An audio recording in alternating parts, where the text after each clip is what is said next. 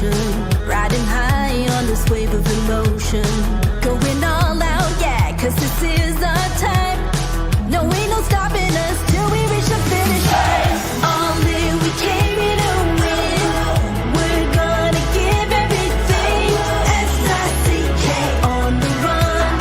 S-I-C-K, sick, sick. On fire, we're ready to fight. We'll bring the house down tonight. S-I-C-K on the run. S-I-C-K, sick, sick. Playing on the car ride, play it when you lounge.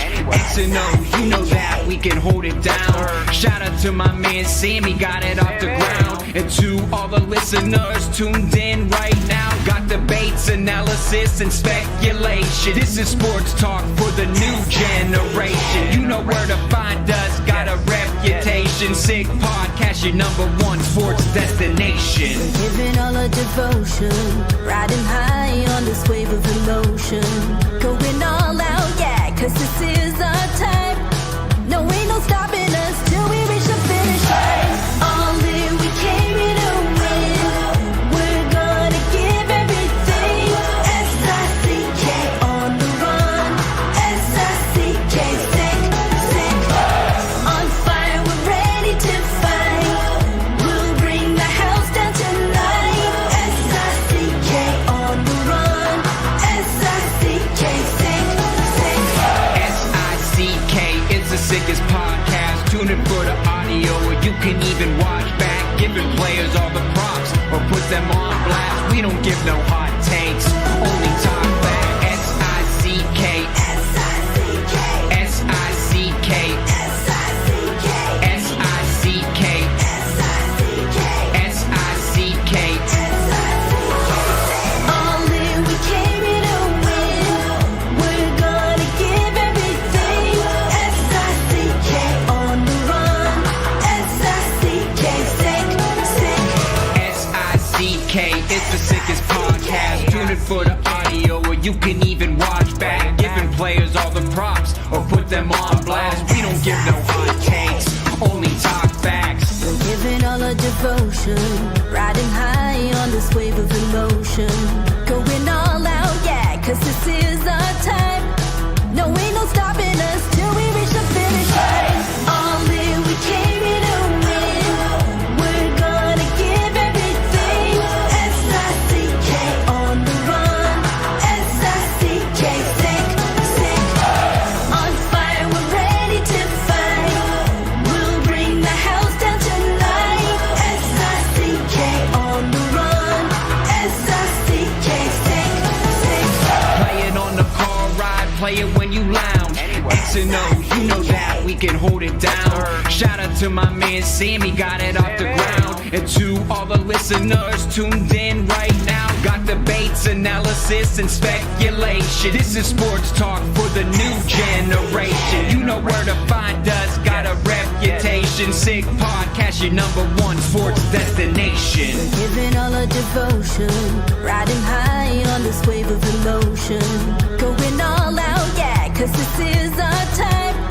No, ain't no stopping us till we reach the finish line. All in, we came here to win. We're gonna give everything.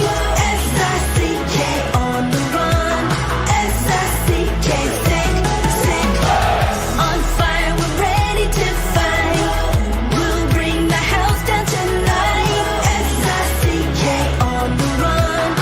S-I-C-K, sick, sick. S-I-C-K is the sickest podcast. Tune in for the audio, or you can even watch back. Giving players all the props, or put them on blast. We don't give no hot takes, only talk back. S-I-C-K, S-I-C-K, S-I-C-K, S-I-C-K, S-I-C-K, S-I-C-K. Turn up your volume. Because you're about to listen to The Sick Podcast. The Eye Test with Pierre McGuire and Jimmy Murphy. The Stanley Cup winning Colorado Avalanche. And after 22 years, Raymond Mark! The sickest NHL podcast. Brought to you by TCS Customs and Logistics. moving pieces, delivering peace of mind. It's gonna be sick. And welcome to another edition of the Eye Test here in the Sick Podcast Network. He is Pierre McGuire. I am Jimmy Murphy. Pierre, how are you, my friend? I'm excellent. I punished myself extremely hard this morning in the gym, which I'm sure the listeners and viewers don't care about, but I kept some pictures for posterity. Pierre, you are an animal. I can vouch for that. I don't know why I did that today, but I Yeah, just said, you know what? I said today I'm just going to get after it a little bit. And I think maybe it was because I'm watching all these playoff games in all these different leagues. And by the way, congratulations to Trois-Rivières. They've moved on to the final. They're going to play Toledo in the East Coast Hockey League final. So Montreal's got one team that's moved on to the final in their league, Trois-Rivières. Mm-hmm. They've got another team that's playing Charlotte, Florida's farm team, starting tonight. Yep. So Montreal, this is for their fans. They're in a good spot. It's pretty fun to watch the development of a lot of these kids. It's really good. Yeah, I mean, Pierre, you think about it too, and let's not forget, I mean, obviously they didn't make it past the first round, but it still was great that the NHL team made the first round of the playoffs, and you combine that with the two minor league teams as well. You know, we've been saying it for a while now. The Canadians are coming. Watch out. Watch out. And they've got collateral going into this summer. They've got cap collateral, and they got draft collateral, and they got prospect collateral. They got collateral. You know, before Dallas and Edmonton from last night, now that you brought that up here, there's some reports going around on social today. I'm not sure if you're aware of them yet, saying that Jonathan Marchessault could be open to a trade to the Canadians. And I don't know how much substance this has to it, but my question is, the first reaction I had, well, there's two reactions I had. One was, I get the whole, you know, come home to Quebec and all that, but if he wanted that, why wouldn't he have done that before? Well, can I tell you why? Yeah, go there, and then I got one other reaction to it. Montreal only offered him a 3-year deal, and Nashville gave him 5. So okay, that I get. How could you blame them? And I know you're not, but this is for the fans. You can't blame the player for that. No, not at all. So Nashville said, we'll give you 5, and he took it. I don't blame him. Montreal offered 3. I don't blame Montreal for offering 3. That's what I would have done. Would offer 3. So here's my one caveat, and then you can ask your question. Yep. If I were Nashville, I wouldn't be in a rush to make trades with Montreal. The last one you made, Alex Carrier for Justin Barron, didn't work out too well. Mm-hmm. I wouldn't be in a rush to be making trades with Montreal if I were Barry Trotz right now. Okay, my second question to you is, I'm looking at it from a Montreal point of view, and this is no knock on Jonathan Marchessault, because I do think he'd bring incredible experience and intangibles, obviously a cup ring, and leadership that a young team like that could use. However, and I think you'll agree with me on this, when you look at what they need at that second line center, it's more size. I think they need a little more size up the middle, and I'm not a center. Who's telling you Marchessault? Yeah, no, I know. My bad. I'm thinking like what they need is a second line center with size. Why are they going to target Marchessault? Why would they bring him in? Well, maybe because they think Newhook can go down and play in the 3 hole, and then Marchessault can play as a winger on one of those top 2 lines. Maybe they have a plan to do something with Patrick Laine. I don't know. So right. I mean, so there's a lot. Look at we're not going to take up the money towards the center. What's that? Wouldn't that that's a big contract to bring on? Wouldn't that? Yeah, of course it is. Can that offset what they do at the center position? That's well, yeah, but don't you think you're gonna have to trade a contract to get him? Like you don't think? Yeah, so might be a 1-on-1. It might be a washout. I mean, I know one thing: Nashville needs a second line center, just like Montreal does, and Nashville would have a better understanding of what Kirby Dach can do than what Montreal might. Chicago, Nashville back in the day. So I mean, I'm not trying to create, all these fantasy draft things. You brought it up. Yeah. I'm just all I want to stand on the record is Nashville gave Marchessault 5 years. Montreal only offered 3. That's just all I know. Right. Yeah. Well, we'll see what happens with that. All right. Let's get to the game, Pierre. And here's my big question I took away. And we already kind of chatted about it earlier today. I thought, my opinion, you can disagree with me, I thought Dallas played their best game of the series last night, and they lost. And when you if that is the case, and you go away and you go into that locker room after that game thinking, man, we just played our best game and we still lost. How hard is it to come back from that when you know you gave it your best shot and you still couldn't break through? Well, you did it on the road. Your goalie played well. Every shot you had basically hit Stuart Skinner in the chest. You did a lot of good things. I don't think it'll be that hard. I think they'll be able to rally for a home game tomorrow night. But this thing goes fast. This series, remember, they're the one team that had the quick turnaround on a Sunday afternoon game. All the other games are at night. But that Sunday afternoon one, that's a quick turnaround. This is not easy for anybody, whether it's – and now for Edmonton, unfortunately, Zach Hyman broke his wrist in that collision in the neutral zone last night. So that's a bit of an issue for Edmonton. Next. So,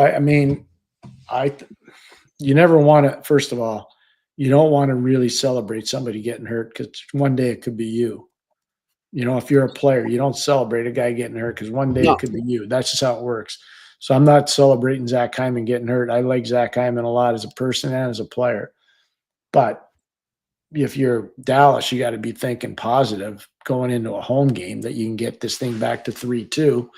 And then the pressures – and then even though they're going to say there's not that much pressure on us, then the pressure's on Edmonton. But if they don't win, it doesn't matter. I'm talking about Dallas. Jimmy, this is the best I've seen Edmonton play defense in a long time. And we talked about it a couple of days ago, I think. If you look at the way those defensemen are playing, Mark Stewart and Paul Coffey deserve a lot of credit there. They made all those guys better, including Darnell Nurse. Mm-hmm. Darnell Nurse has been an overrated player for a long time. Darnell Nurse is playing a lot better. He's playing a ton better. So they deserve a lot of credit. There's a coaching staff in Edmonton. They do. Did you see that? I don't know the exact stat here, but it might ring a bell but they did a stat comparing his stats game by game in the regular season versus the playoffs, and how much better for some reason he's a completely different player when he's in the playoffs. I'm talking about Darnell Nurse. It's unreal. Yeah, but he's been an overrated player, and I have nothing against him. Darnell's an unbelievable athlete, but if you were to do what he gets paid and when he performs, it doesn't equate. Yeah. You know who his uncle is, by the way? What? You know who his uncle is? Speaking of athletes? No. Remember Donovan McNabb? Yeah, sure. Yeah, that's his uncle, man. He was a good quarterback at Syracuse University, yeah. Yep. Filled out the Eagles, took him to the Super Bowl and lost to the Patriots. Yep, I remember it. And obviously his sister's a great athlete as well, so runs in a family. But yeah, I think, I agree with you, he's overrated, but at the same time, how much of that is his fault? That's not what I said. This is why we have a problem sometimes. Okay. I did not say that. I didn't say that. I said that he is being paid more than what his performance has been. Okay. He has been an overrated player in the league, but he has played really well in the playoffs. Just so we're clear. And what I will say is that I think with that contract, like you say, I think that increases people. It makes people say, oh, this guy's overrated, when maybe it's not his fault he got that contract. He's not going to say no to it. No, but there's great things he does. Yeah. There's great things he does that I don't think people notice because of the contract. We just talked about that with Marcia. So I agree with you. I agree with you 100%. But look if I were to say to you tomorrow, Jimmy, I'm going to pay you $1 million a year to do the eye test. And people would say to me, why would you do that? Like, he's so overrated. Well, he did it. He took it. What do you want me to tell you? It's not his fault. It's my fault. Exactly. All right. We agree. We were just saying it in different ways. All right. But let's get back to that game there. We talked earlier, Pierre, and I was saying, they played a great game. And you kept pointing out they're shooting right at the goalie's chest. Mm-hmm. What makes a player do that sometimes? How do you sort of get out of that, I guess, funk that you're in when you can't find the holes or you can't find the openings? Well, when I'm watching it on TV, I was kind of wishing they would show from all the different cameras they have, all the Edmonton guys getting in the lane. They've done a fantastic job getting in the lane. So the goalie reads off that. The goalies are smart and they're coached. But I'm going to go back to what I said at the beginning. Everyone, whether it's Troy Stetcher, Darnell Nurse, whether it's Johnny Klingberg, it doesn't matter. You look at all these guys that are playing on defense there for Edmonton, right? Philip Broberg's down in St. Louis. Like, he's not even there anymore. Matthias Ekholm's not even playing there anymore. All these guys are getting in the lane. They're blocking shots. They're taking away time and space. They're doing things unbelievably quick. They deserve a whack of credit. Like I said to you yesterday, I'm going to stand by it. Mark Stewart's a good man and a real good coach. And I had the honor and privilege of working with Paul Coffey. He was one of my players. And I think the world of Paul and Mark have done a great job with that defense in Edmonton. They've done a great job. And I bet you Drew O'Connor will support me on that. And he is our next guest here on the eye test, fresh off a historic gold medal for USA Hockey at the World Championships. Joining us right now is Vancouver Canucks forward Drew O'Connor here on the eye test. Hey, Drew, how you doing? Doing well. Thanks for having me, guys. I can't believe you're not wearing a big green hat. What are you doing? I know. I should have. Maybe I can go upstairs and grab one. No, here, this is for you. I want to show you something. You see that tattoo on my arm? I do. Yeah. What's is that real? Is that real? That's a real one. Oh, I love it. Let's go. That's a real one. There's a long story behind that one. But anyways, go ahead. Okay. Drew, I imagine the last few days, obviously because of travel and everything and being fresh off that, have been a whirlwind. But take us back to the moment that goal goes in there by Tage Thompson, what it was like for you in the team there.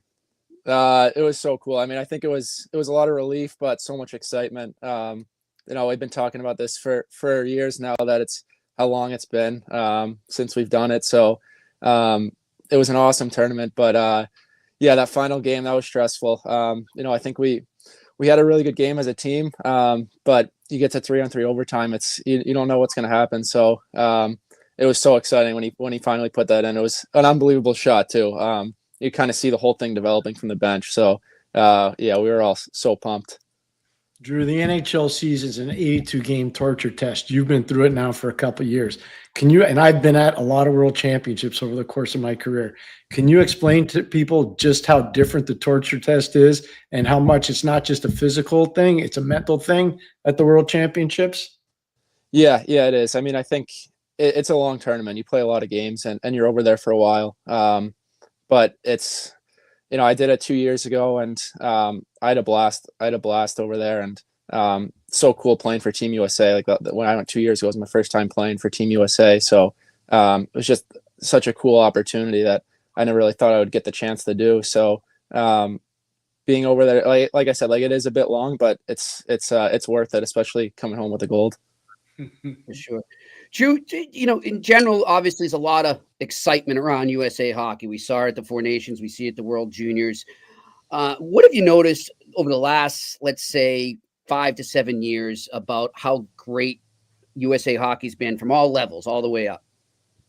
Yeah, I think it's definitely kind of coming along really well. I mean, I think you've seen the success at the World Junior level. Obviously, the Four Nations was super cool. The U.S. beat Canada that first game. Would have been nice to win it, but I mean, I think USA Hockey's in a great spot right now, and I think it's great for hockey overall. But like I said, I think we kind of knew that this was one that we needed after it's been so long. We've had the success at the other levels, so we kind of knew it was time to get this one done. Who's the one guy you learned the most about that you knew nothing about at all when you got there? It's a good question. There's a lot of guys. I mean, I think I was so impressed with a lot of the players there. We obviously had such a good team, but there's so many guys that had great tournaments. I mean, I think like Werenski was awesome for us. He was so solid the whole tournament. There was a lot of guys. I think one guy I was really impressed with was Jackson Lacombe. I think Comer had an awesome tournament. I didn't know a ton about him as a player. I was really impressed with him on the back end, and some other guys like Frankie Nazar had an awesome tournament.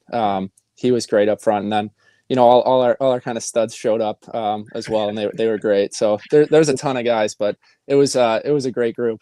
Hey Jimmy, before he gets going, can you believe this? As a former college player, Jackson Lacombe and Brock Faber actually played on the same team at the University of Minnesota, and they didn't win a national championship. Can you believe that? Yeah, that's hard to believe. It's like watching him this past month. And so then I'll add on to that too. Logan Cooley and Matthew Nyes were on those teams too. Is that right? Wow.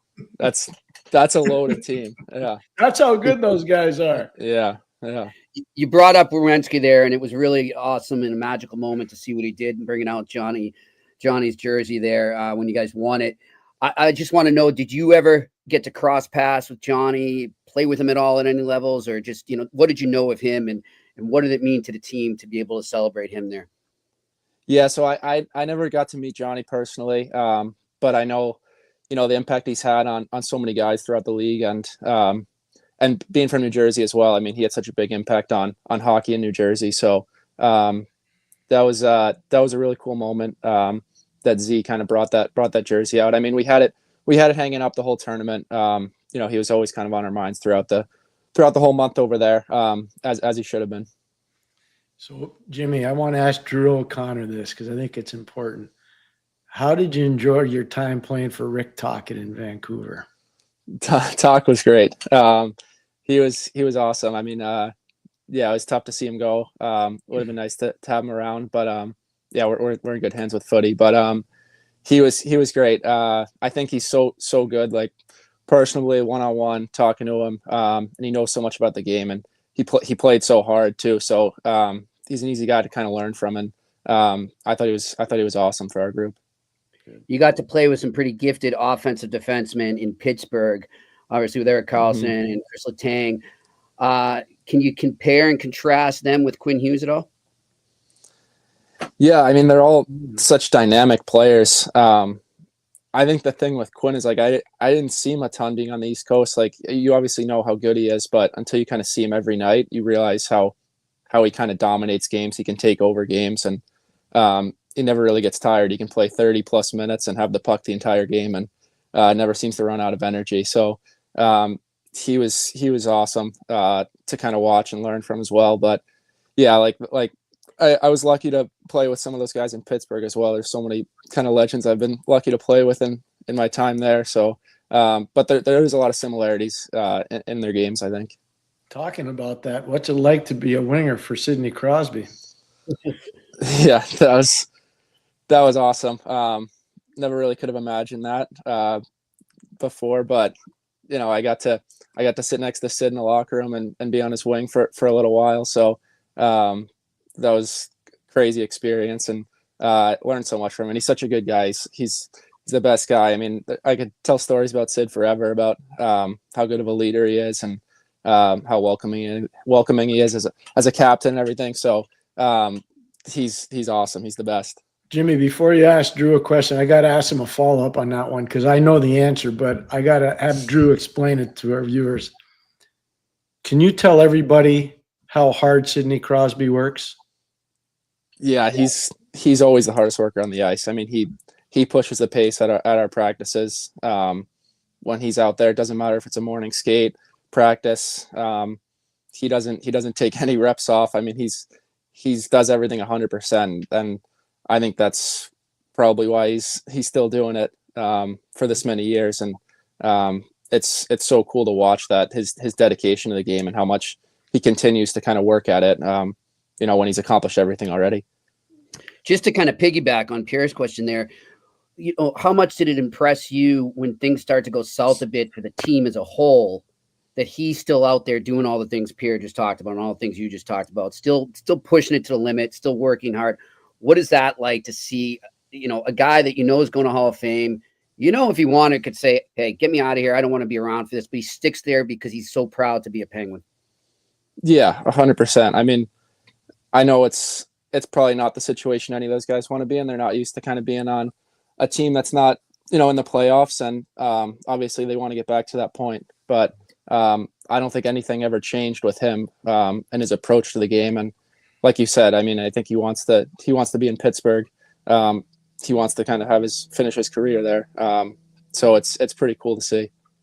I'm so happy for you this year. I've obviously followed you for a long period of time, and you got a contract extension during the year, which doesn't usually happen for a lot of players. What was that like to go through that, Drew? Yeah. it was interesting. It was kind of something that was on my mind throughout the season. Starting the year in Pittsburgh, wasn't really sure what was going to happen.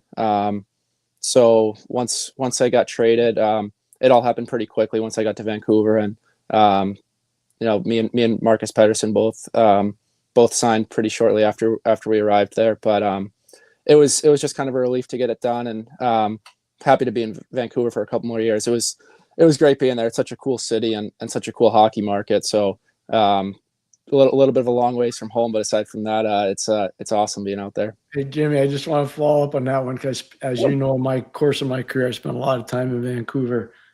So I have a favorite place. I like to go to Gotham. Do you go to Gotham to eat? I don't know Gotham, no. Gotham's that steakhouse in Van. It's good. Where about is it? It's right near where you play, right near where you work. It's walking distance. It's all right, I'll check it out. I'll tell him you sent me. I can't believe Tocchet didn't tell you about Gotham. I'm surprised at that.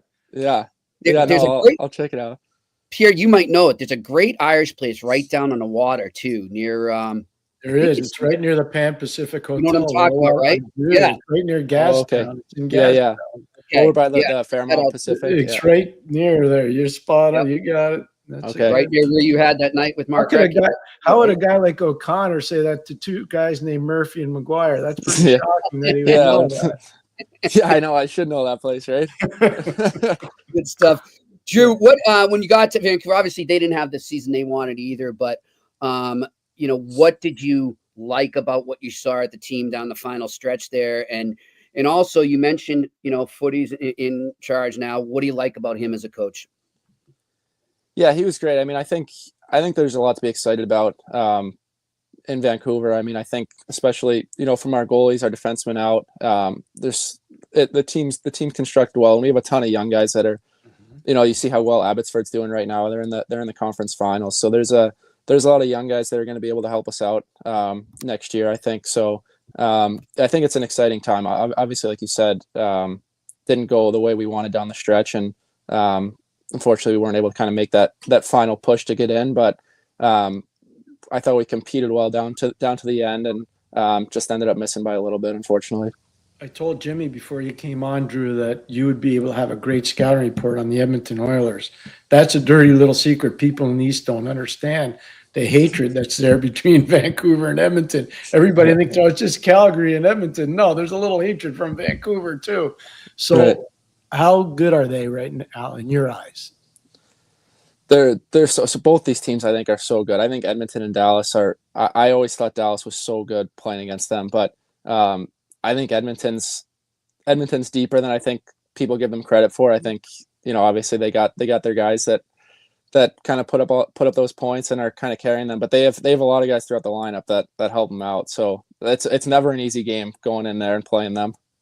Hey Jimmy, so I'm going to brag about Drew for a second. For a man his size, he's an amazing skater. Not a little bit good. Like, he's one of the top 8 guys in the league skating. I'm just telling you. You don't have to answer. I'll be your agent. All right, I'll take that. I'll be your agent for a second. Yeah. So when you're on the ice against McDavid, now he's got to be the most intimidating speed guy in the league. Do you notice it when you're out there? Because I know how good a skater you are. Do you notice it, how quick he is? Yeah, I think it's his speed, and it's his speed with the puck. Like, it's so hard to – you really can't let him get going. You got to kind of stay above him, and I think that's kind of what we always talked about playing him. It's like you can't really let him get going because you're in trouble once he gets moving, and there's not many guys that move like him. So, yeah, I mean, you definitely see him out there. I don't know if you notice it as much like on the ice with him, but more like from the bench, you kind of see it, and you're like, this guy is moving. Oh, yeah. And Jimmy, I just want to defend her on that. Like, I asked him a tough question. Mario Lemieux told me the same thing. He says the thing that marvels him about McDavid is how fast he is with the puck. There's always been a lot of fast guys in the league, but they usually slow down a tinge with the puck. This guy, it's not even a problem. It's just like, I'm going faster. See you later. Yeah, he speeds up. Yeah, he does. One thing Pierre and I were just talking about before you came on was just how good defensively the Oilers have been. And, I think over the year they kind of get stereotyped as an all-offense team. Have you noticed, though, playing against them, whether it was in Pittsburgh, whether it was in Vancouver, the improvement they've made in the defensive end? Yeah, I think so. I mean, I think we always struggled with them to get goals against them. And I think they play a complete game. I don't think it's just the offensive side of it. I haven't been able to watch a ton of the playoffs just because being over in Europe. So I haven't really watched much of this playoff run. But yeah, like playing against them, I feel like they're stingy defensively. I don't know if I think it's usually everyone talks about the offense. So yeah. Yep. Gotcha. Pierre? How does a kid from New Jersey get undrafted, go to Dartmouth, end up being everybody's favorite as a free agent, and you end up in Pittsburgh? Why'd you pick Pittsburgh? Yeah, I mean, I think coming out of Dartmouth, like my sophomore year, there was a few teams I'd spoken with, and I think Pittsburgh kind of separated themselves just in terms of kind of the plan they put in front of me and where they kind of saw me fitting in and the kind of path that they laid out. So, and I think having the opportunity to play with some of those guys on the same team as some of those players, like with Sid and Gino and Tanger, it wasn't too hard of a sell. So, but I think they kind of just laid out that plan pretty well. What people don't realize, Jimmy, is how great a hockey city Pittsburgh is. That's where I started my career, and I'm so grateful for having been there and won there. But it's right, Drew. It's just an amazing hockey town. People don't really know that. Yeah, it's such a cool sports town. Like they love the Steelers. They love the Penguins. That's one of the coolest things about it is how much people care. I mean, even when we weren't doing so great, they were still showing up and supporting us. But it's so cool to see. Like we would always try to go to a Steelers game every year. And they love the Penguins, but they really love the Steelers. Yeah, well, especially when the Steelers win. I'm going to date myself. You'll have to go YouTube it, but Chuck Noll was the coach of the Pittsburgh Steelers when I coached in Pittsburgh. And Chuck Noll, the late Chuck Noll, larger than life. Like he is considered one of the best coaches in the history of the NFL. You went anywhere near him. So in those days, Drew, we were in the old arena, which you didn't know, the Igloo. You've probably seen pictures, but Chuck Noll would come to our games. The late Arnold Palmer, who is from just down the road, would come to our games. You would be blown away by all the different Pittsburgh sports celebrities that would come. Jack Lambert, who was a legendary linebacker. Jack Lambert, we had Mary Lemieux, Yarmer Yager, Ronnie Frank. We had all these guys. Yeah, they all wanted to meet Alfie Samuelson. They all, and Jack Lambert thought Alfie was him. And I think after we showed Alfie some tape of Jack, Alfie thought he was Jack. Yeah, that's funny. I saw him the first time I saw him. It was at Yager's jersey ceremony a couple of years. I think that might have been last year. Yeah. That was cool. Good stuff. Yeah. Hey, Drew, listen, we're going to let you go, but we hope you have a wonderful off season and good luck out in Vancouver this coming season. We'll get you on again down the road. All right. Yeah, for sure. Yeah, awesome, guys. But you this summer, where are you staying, in the West or the East? No, I'm in Boston, so I'm up here, moving in a couple of days. So just got back. That's good because I didn't want you to be in Jersey because I know you'd be going down to the shore. No shore stuff. No shore. Yeah, I'll have to make it down at least once. But I'm sure you will. All right. Thanks so much, Drew. Way to go! Congrats on everything. Right. Tell your great agent. Tell Matt Cater we say hello too.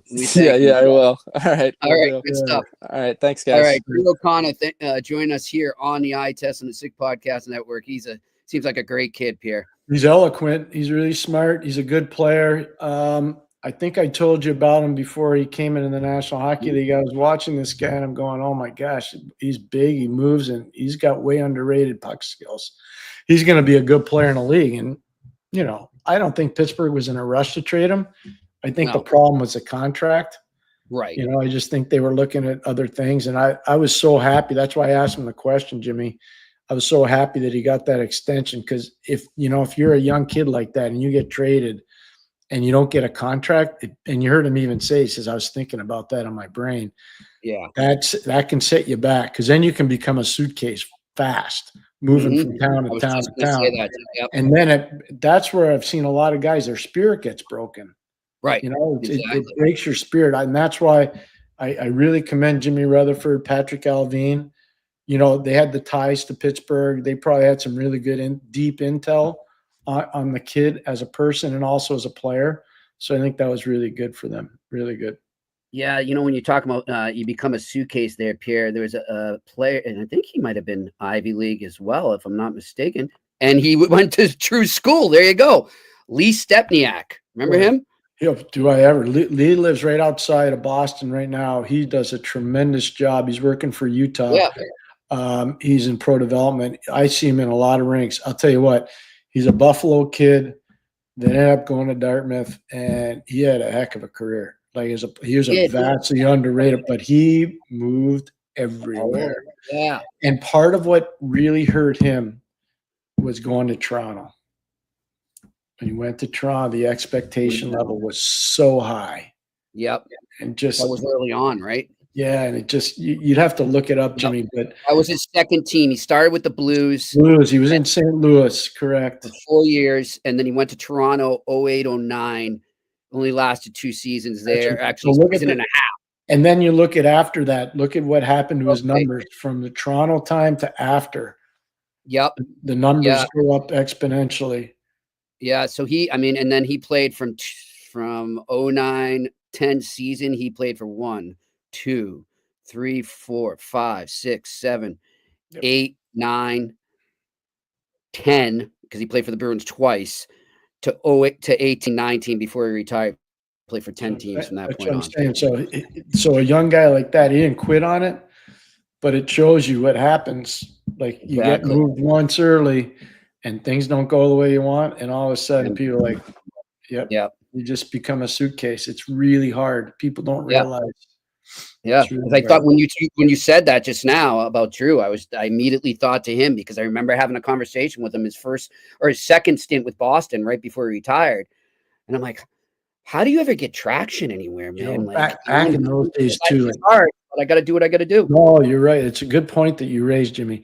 But back in the day, Dartmouth, Bobby Gaudette was a coach there, and they were a really big undervalued secret for undrafted players. Like David Jones ended up being a really good player. Tanner Glass ended up being a really useful player. Ben Lovejoy ended up being a really useful player. You look at all these guys that came out of Dartmouth. And their teams weren't great. Like they weren't great because they couldn't get enough good players. It's too hard to get in. But they developed, I'm going to say there's like a run there of about 6 or 7 years where they were pumping guys out that were now not 10. They were pumping 1 or 2 a year, but they were pumping guys out that were playing in the NHL, and they were really, really useful players. Yeah, like Ben Lovejoy's a Stanley Cup champion. Yeah, that's right. Yeah, he is. He's a Stanley Cup champion in Pittsburgh.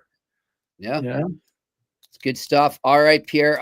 Let's look. Well, that was a great interview, and we're already up. He's such a good job by you getting him, and thank you to Matt Cater for helping. Matt Cater helped that out. That's him. That's all him. No, you did it. You were proactive. If you weren't, you'd be getting a little spanking. And Pierre's not lying. He'll give it to me.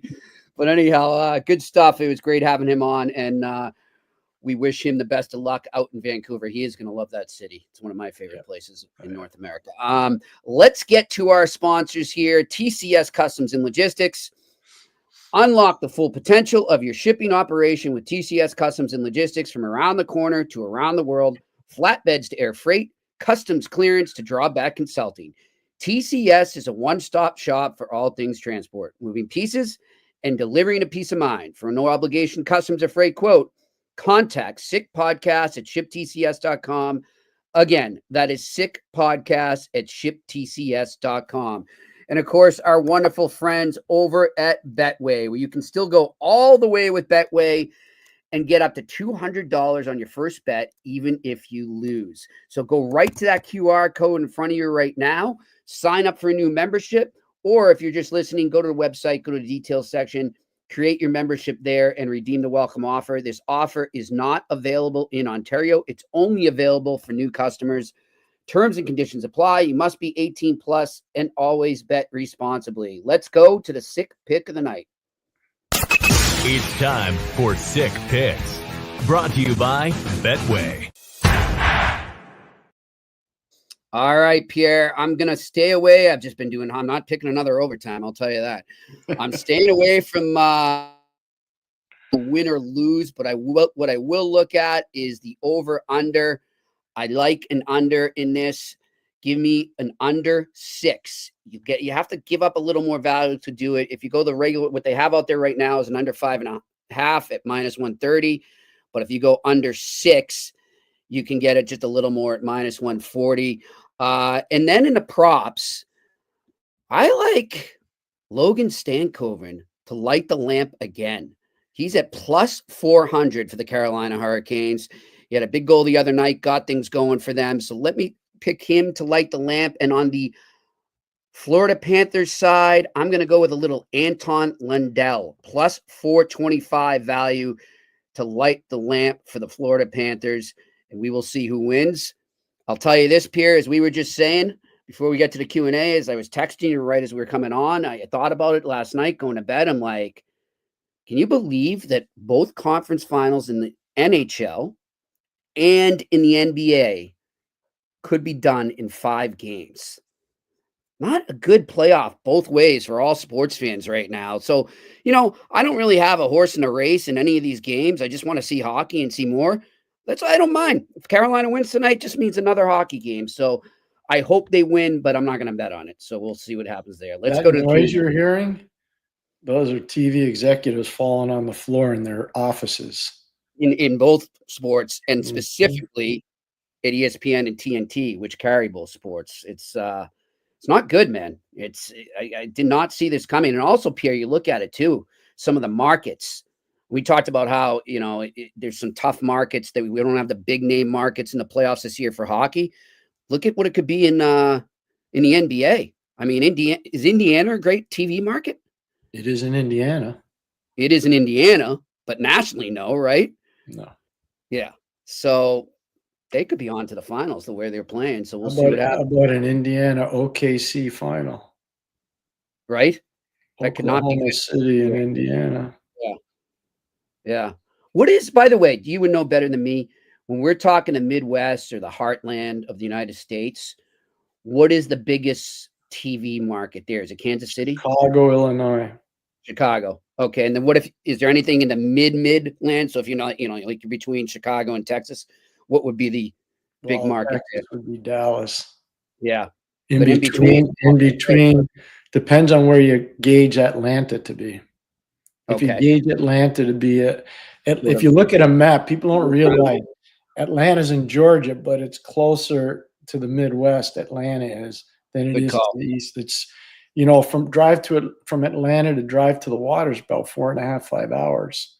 Yeah. If you drove 4.5 or 5 hours west of Atlanta, you're in the heartland. So you know what I'm saying? Like they're kind of like the dirty little secret that people don't realize. So St. Louis would be that whole St. Louis metro area would be a good TV, but Chicago dwarfs everybody in the Midwest. Okay. All right. Let's get on to this Q&A. Juice_031-017. What's up, my friend? How much did the Colorado and Winnipeg series take out of the Dallas Stars? Very good point with them being down 3-1 to Edmonton. A lot, but so did the injury to Rope Hintz in game 2. The Rope Hintz injury is pretty substantial. You could see he wasn't even close to 100% last night. I'm going to say he was about 50% last night. And they got a lot taken out of them. And, the worst game they played, I think anyways, was game 3. And, now they're down 3-1. But you would have thought they would have had a better game in game 3. They just weren't able to do it. All right. Next question. Pieceman. Jordan Kyrou for Noah Dobson trade. Would both teams be willing to make that? Am I crazy to think as a Blues fan Kyrou isn't a playoff winning player? I'm not in a rush to trade Jordan Kyrou, and I'm a Noah Dobson fan. Exactly. I'm with Pierre on this. I wouldn't do that if I was St. Louis. And I know that St. Louis has a whack of young guys coming. Dalibor Dvorsky is one example. They got a whack of young guys coming. They really do. I wouldn't be in a rush to move Kyrou, but if they think they need Dobson, Petrangelo's gone. Torrey Krug looks like he's going to have to retire. You look at the substantial. Marco Scandella's out of hockey. Jay Bouwmeester retired. Like if you look at from 2019 to where they are now, they've taken some big hits in the back end. Yeah. So I'm just going from the time they won the cup to where they are now. They've had massive hits in the back end. So if you think you need to add defense, maybe that's what you do. But I wouldn't be in a rush to do that. Yep. All right. Next question. Peter Menodakros. A few years ago, you were high on Montreal drafting Luke Tocchet with one of their second-round picks. Anyone in this year's second round? Montreal has 2 of them if they end up keeping them. I'm gonna have to wait on that, Peter. And I was high on Luke Tuck, and I think he's starting to come to where I thought he would be. Yeah. I think they're really happy with him. He's going to be a 3rd and 4th line player for them, but he's going to bring a physical intimidation factor that's going to be a little bit like AJ Greer. It's going to be a little bit like what you see from Tomas Nosek, maybe more physical than Tomas. I'm just using Florida as an example because they're the team that everybody loves to hate right now. There's going to be a Jordan Martinek aspect to him from Carolina. There's going to be a Will Carrier aspect to his game from Carolina. So that's where Luke's trending. That's why I was so high on him. I thought before the draft he would go in the second round. He did. I was surprised Montreal took him, but I was happy. I'm not prepared to put any names out there yet. This is just so Peter understands, and I'm not trying to avoid the question. This draft's all over the map after 10. Yes. It is. I'm just telling you, Peter, it's all over the map. Like you have no idea. There could be guys rated at the end of the second round that go in the first round. I'm just telling you. It's funny. I was having this conversation with a fan who reached out to me. I don't know his real name. He goes by Giroux Dangles on Twitter. And thanks for reaching out. It was a great conversation, but we were just talking about that. It's like he's saying, this is a tough draft to scout. It really is. Like, and it's all like we've said before, Pierre. It's very much in the eye of the beholder. I talked to. I'm just telling you, and I will not tell you his name. In the last 2 days, I've talked to 2 different GMs in the league. And the one I talked to this morning, I'm just telling you, I think they're trading their pick. Mm-hmm. I do. And I think I know why they're trading their pick. But if they make the right deal for their pick, they're going to make their team better. Because I think after the 10th pick, most of these kids are probably 2 to 3 years away. Yep. It's just one of those cyclical things that happens with the draft. Exactly. It happens. Like, go back and look at the 19. If you're really a draftnik, there's one that'll tell you point blank. Go watch the 1999 draft and see what I'm talking about. And I'm not saying this is 99 because 99 wasn't good, but you'll see what I mean. All right. Next question. Rick Istok. Pierre is a former GM. How do you rate the new contract for Wyatt Johnson by looking at his -18 in this playoff? Yeah, he's had a tough playoff. But Medic, I wouldn't overreact to a playoff for a young player. I think he's just turning 21 or just turned 21. Mm-hmm. I think we're going a little bit too hard on that kid. I'm looking down the road. You buy years, so just so you understand, and I'm sure you understand, so I shouldn't say it that way. You're buying up years of productivity when you give a player a contract like Wyatt got. So I don't have a problem with that contract. All right. Next question. Alex Ivanowski, how much do teams in the Sun Belt need to worry about players wanting to come there and play just because of the taxes and weather and not because of the actual hockey? I'm thinking of Nashville now. Well, that used to be a problem, Alex. There's no question. And I think I'm going to just go there because I think it's fair. Randy Carlyle in 2007 was coached Anaheim to the Stanley Cup final. And I know he was and Brian Burke was a GM, and both those guys did an amazing job. Carlyle as a coach and Burke as an executive. I'm telling you, Jimmy, they did an amazing job there. But then Randy was hard on his players. Like, he was very demanding because of that Southern California stuff. And then you look at what happened you look at what happened with LA, winning in 12 and winning in 14. Daryl Sutter was the coach. His standards were amazingly difficult. Dean Lombardi was the general manager. He did a magnificent job there, but they were hard on their guys. Like, they had standards for those guys. Mm-hmm. And I think that people watched what happened in 2007, and I think people watched what happened in 12 and 14, and they said, if we're going to be in those areas, and I think Tampa and Florida both learned a little bit from that. Yeah. They created standards. So I think that used to be a problem. I don't know if that's as big a problem anymore. Even Vegas, like, look at Cassidy in Vegas. Gallant was tough on his guys. DeBoer was tough on his guys. Cassidy better than anybody. He's tough on his guys. So I think people realize that was an issue, and they don't want it to be an issue anymore. No Club Med. All right, next question. Kevin McClafferty. Yeah. There's been Marco Rossi trade talk out there. Philly, Buffalo, Chicago as possible landing spots, and others. Any chance my Islanders could be in the mix? They could use the scoring. I'm not sure Marner would come to Long Island. Pierre, I just say on Rossi, I think he's talented, he's skilled. My take, and I haven't watched him as much as you. The size, and I'm not trying to knock small players because we've seen small players succeed. But at the same time, I think that's been an issue at times for him. And I wonder, if you're a team that likes to go deep in the playoffs, especially now, right, with all of Florida in people's heads and that fresh on the minds of different GMs as they're looking at the offseason, how much that affects what they're willing to do to acquire him. I don't know if I'm reading that wrong. Oh, fair. No, fair point. All fair points. I think well said too. Jimmy, I kind of have to stay out of the Marco Rossi stuff because, my son was in Minnesota with him at 2 development camps, and he thinks the world of the kid. So I think I got inside intel that, most people wouldn't have. So I don't think it's appropriate for me to talk about it. But I would tell you this. I watched that kid play junior for the Ottawa 67s. He was a heck of a player. He was a really good player. That's all I'm going to say. Yeah, and I think, people were wondering why is Minnesota willing to trade him. Why they've got some other things I think they're looking at doing that they're going to need to free up some space, even though they've got those. I'm not saying they're doing anything. Mark. Like I said, Jimmy Murphy. I'm staying right out of this. But what I'm going to say is, like, they got stuff they want to do there, Minnie. They got stuff they want to do. There's no question. So it's going to be interesting off season for them for sure. Yep. All right, next question. Arild Kagstad, our Norwegian friend, how do you think Jeff Skinner can help fill the void left by Hyman's absence for the Oilers? And why do you think his career hasn't followed the trajectory many expected? Let me take the last part first. He was on some pretty bad teams in Buffalo.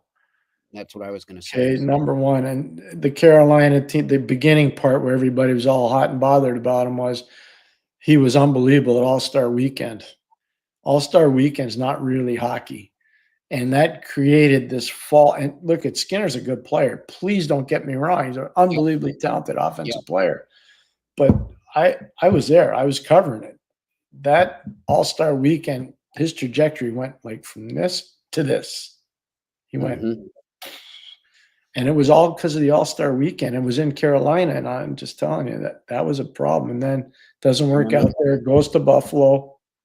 Not good team, just not good teams. I mean, what do you want me to tell you?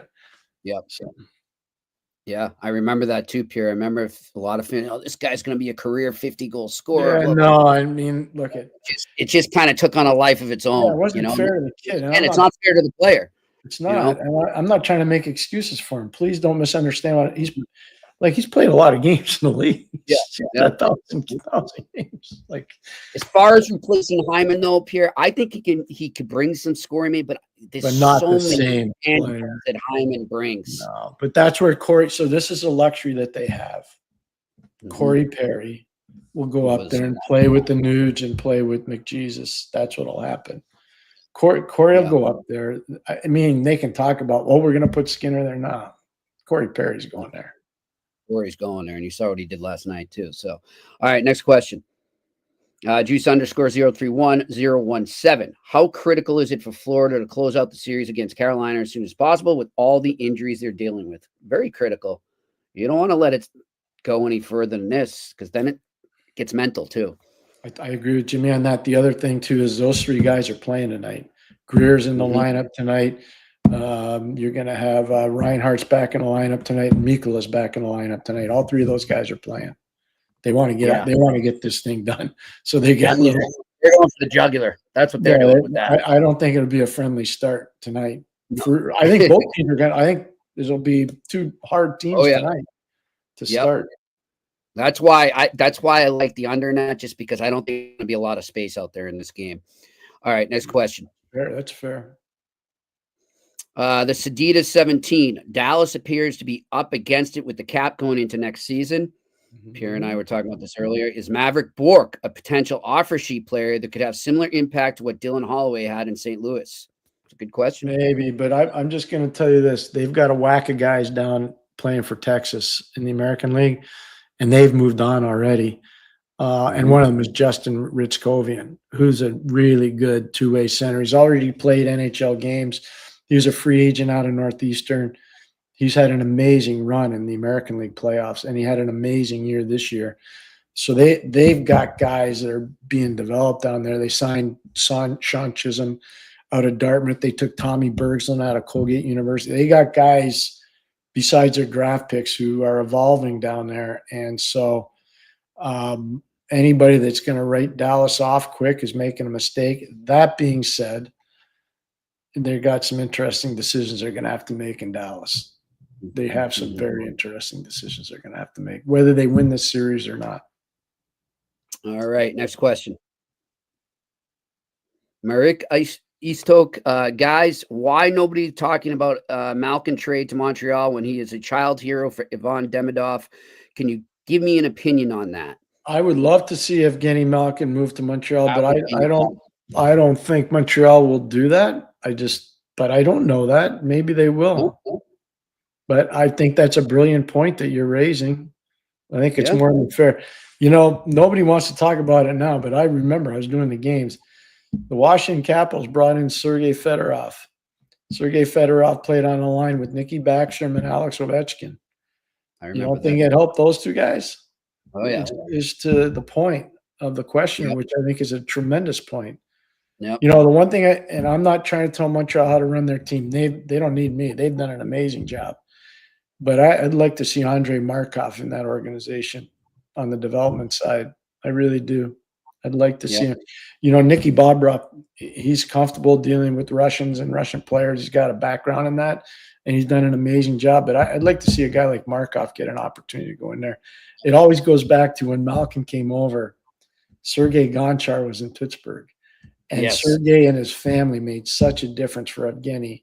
I think that's such a relatively strong point. Not a very strong point that the questioner just presented. Really good point. And by the way, too, as you suggested he should, Demidov staying in Montreal for the summer. If he didn't, I'd have been really ticked off. I would have, that wouldn't have been good. This was right. Smart. Really good decision. Really, really smart. All right, next question. Perlo Wisdom with Paterka apparently not interested in signing Buffalo. Who do you see being most bullish in acquiring him? I posted a Calgary proposal on Twitter today. I didn't see it, Perlo. But Pierre, I'll let you take the question. I'll actually go and see if I can. I would be, if I were Ottawa and I knew JJ Paterka was available, and I'm like, okay. I already got him once. He and Stützle are really good friends. They've played together in the World Junior. There's a lot of chemistry there. Maybe you want to be a little quicker at certain positions. I don't know. They already did it once. They traded Josh Norris for, Dylan Cousins. So maybe they could. But if you're saying where's their fit, I would just say this: like Paterka and Stützle are buddies, and they got good chemistry. That's all I'm going to say about that. Interesting. All right. Good to know. Next question. Lizard 7 King 7. Will Buffalo be a target for offer sheets with all the RFAs they have? I don't think. We'll see on this offer sheet stuff, Jimmy. I'm not. Everybody. I know you're getting tired. Like I know because Jimmy probably fed up with me telling him, like, Jimmy, how does everybody have proof of this? Excuse me. Because it happened last summer. Because Edmonton fouled up. Like, they know they fouled up. They did. They made a mistake. They didn't think anybody would go down that slide, but they did. Yeah. I don't. If you're prepared to pay all the draft pick compensation, go ahead and do it. Well, Pierre, it's like what we said it before, and then I sent you the article from TSN today. You sure you want to take a chance sending your first round pick there? What happens if Gavin McKenna? Exactly. What happens? I'd be like, maybe I'll hold off a bit on this offer sheet thing right now because I would be really careful on that. And plus, next year's draft really good, way better, really deep. So I don't know. I mean, You decide what you want to do, but I'd be careful on the offer sheet stuff. When this all started up and this, became a thing and everyone's talking about it nonstop, you made the best point I've heard anyone make. Do you not think that all the other GMs saw what happened to Edmonton and said, I don't want that to be me next year? So they're going to prepare themselves not to be in that position. You would think, I mean, somebody might screw up, but you would think that's a main foot. Like, I don't want to be that guy. I don't want to be him, so that you got to put yourself on both sides. I know when fans, you're just looking at it from your team, but go from the other side too. And then you kind of get to the bottom of whether it makes sense, The only way it could really hurt you is some agent decides I'm going to do a dirty deal to a team and uses one team against the other as a negotiation ploy. Yep. That's where it gets, and it's not, I shouldn't say a dirty deal, but I'm just going to say it does a backdoor kind of move that makes it almost impossible for the other team, the team that actually owns the player at that time, to sign them. There could be a cap issue. There could be an ownership issue. There could be a budget issue that, I don't want to go too deep on this, but I'll just tell you, there were a lot of players we had interest in when I was in my last job in Ottawa, and we didn't have the money to do it. Didn't mean we didn't want the player. It wasn't necessarily money. Pierre's talking real money. It had nothing to do with the cap. This had to do with real money. Yeah. We couldn't do it. Yeah, I hear you on that. All right, we better roll through. We've got 9 more. Let's rock and roll. I reeled again. Greetings from Norway. Excuse me. Greetings to you, my friend. What was your reaction to Denmark knocking Canada out in the quarterfinal at the Worlds? Hate to see it for Canada. Loved it for Denmark. I love watching upsets like that in pro sports, not just in, the Worlds, but in any sport. It's fun to watch. And it was great for hockey. Challenge. 1960 Olympics, United States beat the Russians. Okay. That was a monumental moment in U.S. hockey. And I just talked to a bunch of different players that were part of the 1980 Olympic team. That was a monumental difference for the United States in terms of hockey. So those are 2 massive moments. I would say for Denmark, this is your moment now. You better take it and run and grow the game in your country. Yep. This is Denmark's moment. It's just like 60 and 80 in the States. This is your moment. And I can tell you in Canada, 98 wasn't good, the Olympic moment, but I was there in 02 in Salt Lake City, and I was there in 10 in Vancouver, and those were massive moments. Massive on the men's side and the women's side. Yep. Massive moments. So now the challenge for Denmark is it's great to celebrate. Now go do something about it. Roll with the momentum. Yep. Good stuff. All right. Next question. Big guy. Why would the Islanders be interested in trading Dobson? I've been trying to figure this out as well. Valuable asset, yes, but number 1D are hard to get. Thoughts? I think the last regime didn't want to pay him what Noah's people were talking about. So I think that's a bit of an issue. And he had a bit of a down year. I know he dealt with injuries, but I think, Mr. Lamoriello didn't want to do the deal that maybe was being recommended. So that's why I think there were issues. We don't know, exactly what Matthew Darcy is going to do. We do know this. He's speaking to the media tomorrow at 1 o'clock. So we're going to find out a lot more about Noah Dobson. Sounds good. All right. Next question. Franco, what can you tell us about the relationship between Patrick Kane and Jonathan Toews? Is it crazy to think of a world where they sign together and run it back, maybe with Coach Q in Anaheim? Yeah, I'm not sure about that. Their relationship was fantastic. I never witnessed anything bad. I did, so many of their games from 2009 to, whatever, when Jonathan stopped playing. They were actually even together in Edmonton in the pod. So, it's over a decade's worth of games that I did for them. I never witnessed anything. They would challenge one another on the bench, which is normal, but I never saw anything bad. Was it the same, because you were obviously familiar, you covered so many of their games, Pierre. Was there a similarity with their dynamic to what I was able to see for so many years with Bergeron and Marchand? I'd say yes. Okay. I think that's a really good comparable. I'd say the answer is yes. Hey, just so everybody understands, we had 3 players, Kevin Stevens, John Cullen, and Mark Recchi in Pittsburgh at the same time. They were called the option line because all 3 were playing out their option that year.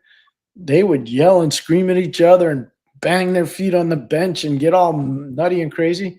And then after the game, they'd all be hugging and going out for beers and best buddies, So Exactly. Don't read too much into that emotion during the game. But no, I never saw anything bad with Kane and Taves. All right, next question. Peter Mandrakaros. Pierre, 2 or 3 pros and cons about Michael Kesselring. Oh, another USA gold from the World Championships. Might be stuck behind Marino and Dursey on the depth chart. What do you think? I don't know about being stuck, though. No, Michael's different. Michael's more of a defensive stopper. He's got a little bit more grit than Johnny. I watched Johnny play at Harvard. Obviously, watched him play in New Jersey and Pittsburgh as well. Jersey's more of an offensive guy. So they're a little bit different. I would not say he's buried at all. I would not. Kesselring's a really good player. He's improved a whack. He's improved so much. A kid that started at Merrimack, eventually went to Northeastern. He's improved a whack a ton. He's really good. All right, next question. Alex Ivanowski, what do you think of Arvidsson's play last night, and can he help fill the hole of Hyman? I thought his speed was apparent last night. I thought he did some really good things in terms of puck possession. Like what Jimmy was saying, I don't think he replaces Zach Hyman. I don't think anyone can. I just think Zach Hyman's a unicorn on that team. That's I agree. I agree with that. I agree. All right, next question. Juice _031 017 is Evan Bouchard a strong candidate to make the Canadian Olympic team next year with his performance in the playoffs the last couple of years? I wish we had Chris Pronger on this show because he would tell you the value of that shot from Bouchard. Let's just put him in a different situation. Let's just say he's playing on the #1 power play for Canada, and you look at the heavy-duty artillery that Canada could have on that power play, Jimmy. Think about how much that's going to open up his shooting ability on the play. That's a major weapon. That's I'll never 2010. Nobody wants to talk. Shea Weber, that effectiveness in the power play, that changed a lot of the power play for Canada in 2010. I can tell you that right now. Bouchard would do that. I think he's a legitimate candidate. His defense is not nearly as bad as what people present, especially I think he's improved under this coaching staff. So he's got to be a legitimate candidate, I think. All right, next question. Franco, do you feel that NHL and officials are fulfilling their obligations of protecting the players from injuries in this playoffs? It's a hard. Hey, you know it, Jimmy, better than anybody. It's a hard job. Those jobs are hard. Those officiating jobs, they don't want to take it out of that player's hands. I've never seen the amount of cross-checkings I've seen, but I think as we've gone along, they've cracked down on that a little bit. We don't see it as much, and especially to the facial area. We're not seeing that. Like we saw in the first couple of rounds was ridiculous. I don't know. I think they've done a good job. I think as we get closer to the final, they whittle it down. So they're not nearly as many guys working. Getting Rooney back last night helped them a lot. Chris Rooney did a good job last night. Yeah. The one thing I'd say is I just want to, and I'm not taking officials that have missed some calls and made bad calls off the hook, but I would also say there needs to be a shared responsibility with the players and the officials to keep the game safer. That's all I'll say there. All right, next question. That's fair. All right, Marik again. Hello, Pierre. Hello, Jimmy. What is your take on the ban for Russia to the Olympics? I'll say what I say all the time. Been saying it for a while now. I don't think you can call any event best on best if the Russians aren't there. I agree with Pierre. And we're not saying per se that this is a political side we're picking. It has nothing to do with what's going on. It has nothing to do with politics. Zero to do with politics. Hockey wise, it's not best on best. Hockey. No, I'm just telling you.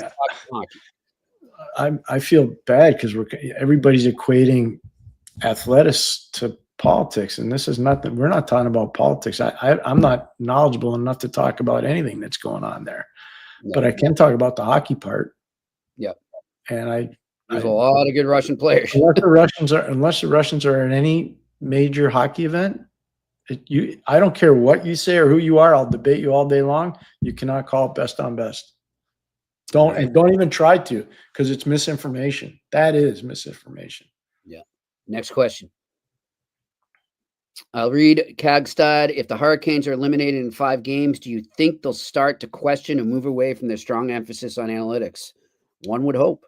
I think they're already starting to. I do. Mm-hmm. I do. Wow. I think they're starting to. All right. Next question. Is that it? We might be done. Looks like we're done. You say that with glee in your voice. I wanted more questions. No. I wanted more. I do want more too. I will say that like I'm hot. I don't know if you noticed my eyes where I can't even see right now. You got allergies? You got I'm Denny Lemieux. My allergies to these fans has returned. Cooking, holding, slashing. You don't do that. No, never. That is it though. I don't see any more there. If there are, we'll gladly take them. Jimmy, I'll be in Boston tomorrow to do the show. I'll be in Boston heading up to the late Ray Shiro's son's wedding. So I'm looking forward to that. And I know we have one more question. One more? Or no? Do we have one more? One more, Sammy says. Pierre, on that note, let's talk off air. I just want to say that to Mary Grace and to Kyle, who's a scout for the Philadelphia Flyers, wishing you all the best from the eye test and the Sick Podcast Network. And I'm very excited to be at your nuptials. I can't wait to get there.